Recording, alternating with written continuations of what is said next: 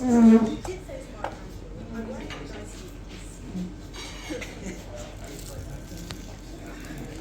Jay. Good morning and salutations to everybody here who's turned up today. Salutations! If my time that you can do a whole lot fucking better. Good morning and salutations, everybody! Salutation! That's more like it. Thank you all for coming here today, weathering the storm, aka the morning. Not the thing many of us see.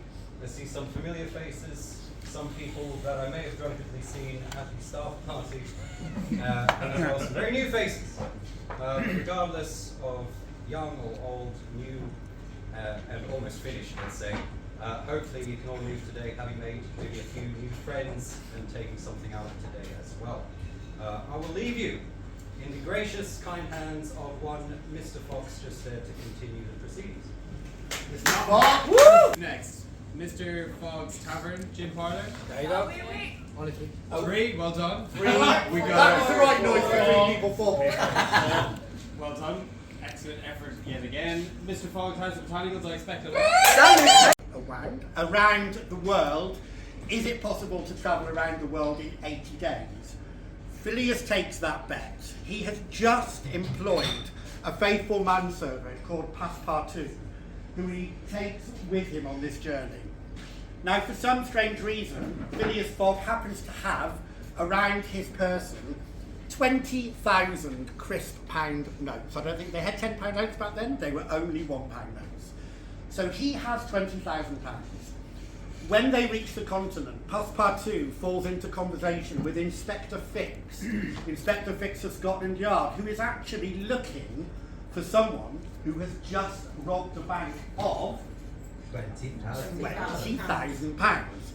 Inspector Fix puts 2 and 2 together, comes up with 17, but he thinks that Phileas is the person who has stolen the money. So not only is Phileas Fogg and Passepartout in a race against the calendar, not the clock, the calendar to get round the world in 80 days, he also has Inspector Fix on his tail trying to prove that he is a bounder, a cad, a thief, and basically a thorough ne'er-do-well.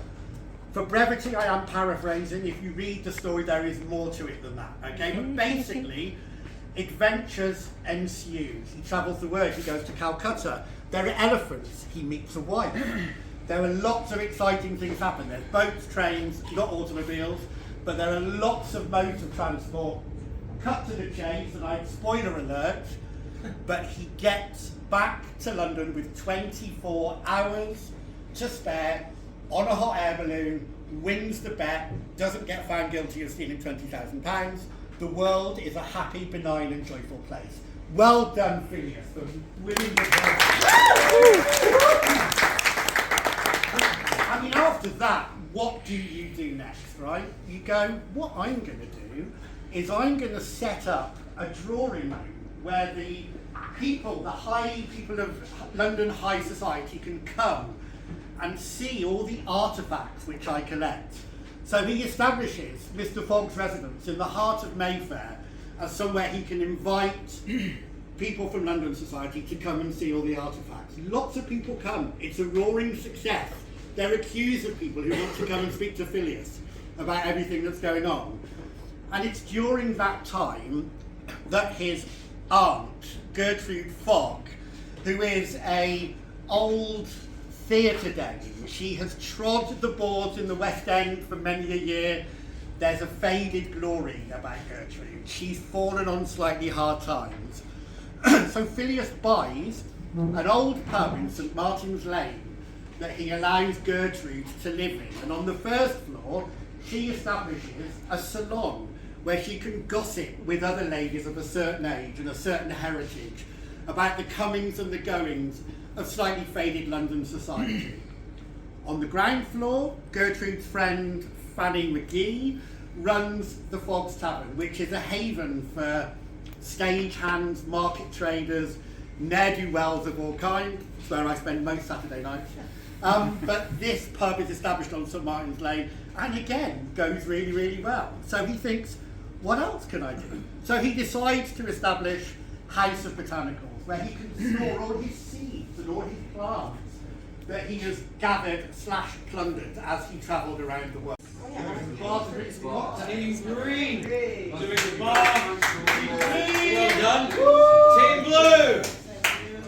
Team blue. Team black. Team black. Blue.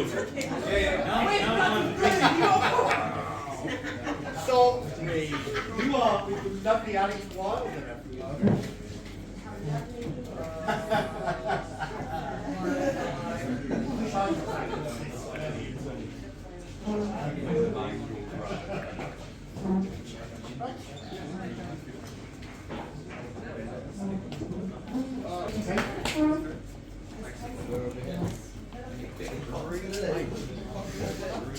Be gentle with Alex, won't you, everyone? Be gentle with Alex. Thank you. Thank you. Team green.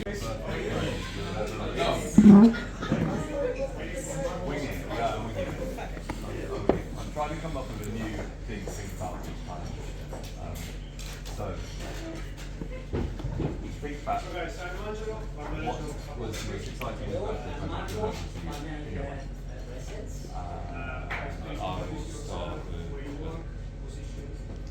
couple of ACDC concerts. Tickets, sorry, not, yeah.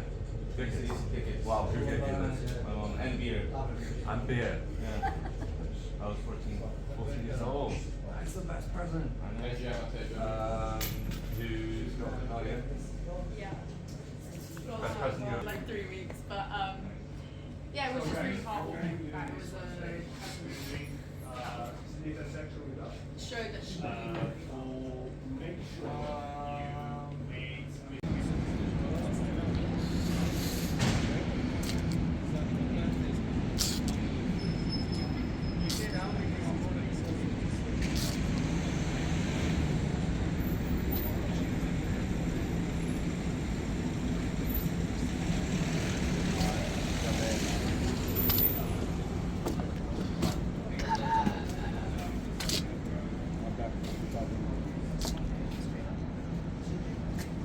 How many more people will be watching through?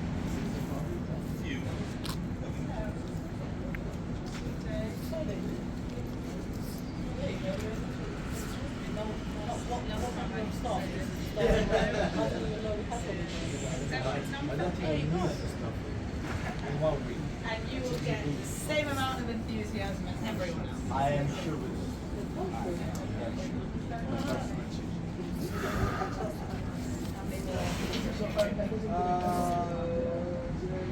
Four. Wait. It said main room. Main room, that's Yeah, it. later. Enjoy, see you later. See ya.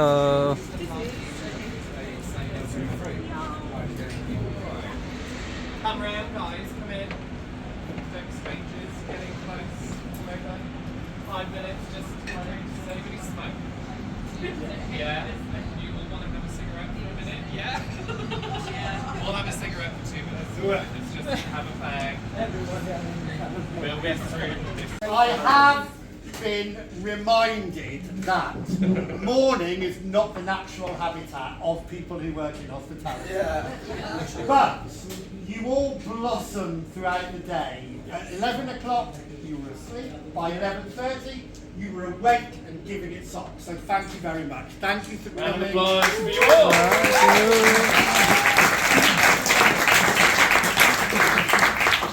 And from touring the groups and listening to everything that was going on, some really great ideas, some really great engagement, and it has been really, really good to see. So thank you everyone for coming, for talking, for giving us your ideas.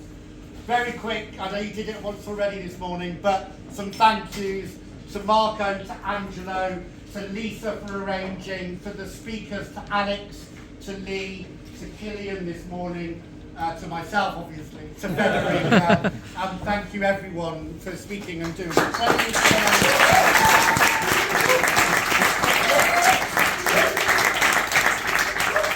A little bit of boring housekeeping before you leave. Please take stuff off the table, put it on the bar. You all work in hospitality, you know that as soon as you leave, they are going to have to set for service.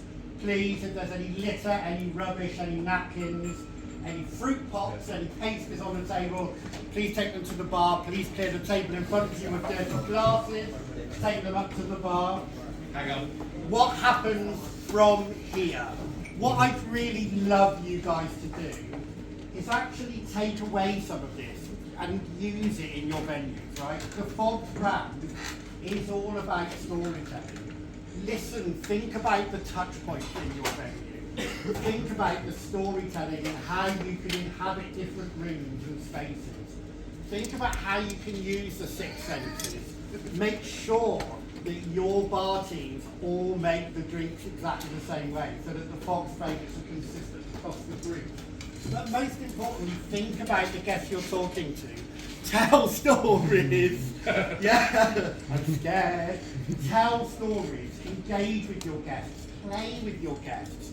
Make sure that your guests are getting hospitality, not service. That's what this is all about. We are going to be doing these on a regular basis, but once a year at least, hopefully two, we are going to do group sessions where we gather venues together. But twice a year, we're also going to be doing brand days in your venue, okay, where we can really, really talk about and develop the brand story of each of the venues that we have and the new ones that are coming on stream. There is another Fogs opening in January. To further that, what I would really love is for each venue 2 brand ambassadors, okay, who are going to come and meet on a regular basis, okay, with myself, with Lee, with some of the general managers, talk about how we can really drive the brand forward. Today has been a scratching the surface of it, really. It's the first time we've done it in 3 years. We want to continue these activities going forward. We want to do more of them. So it will be an opportunity to come and meet away from your venue to sit and talk about how the brand develops, talk about how the brand moves forward.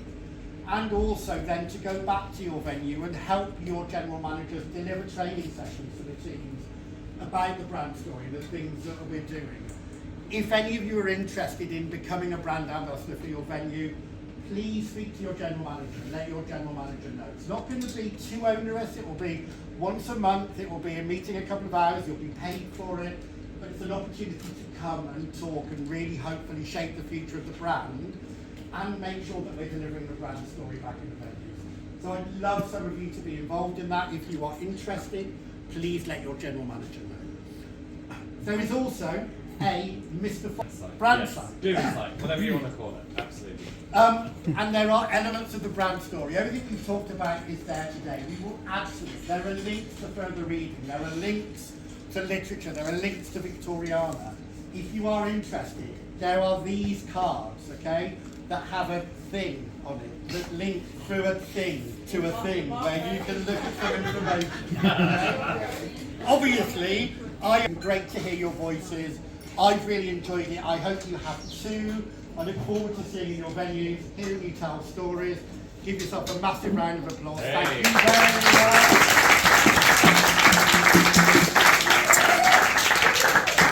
You are excused. Thank you very much. Thank you guys. Thank you. Thank you.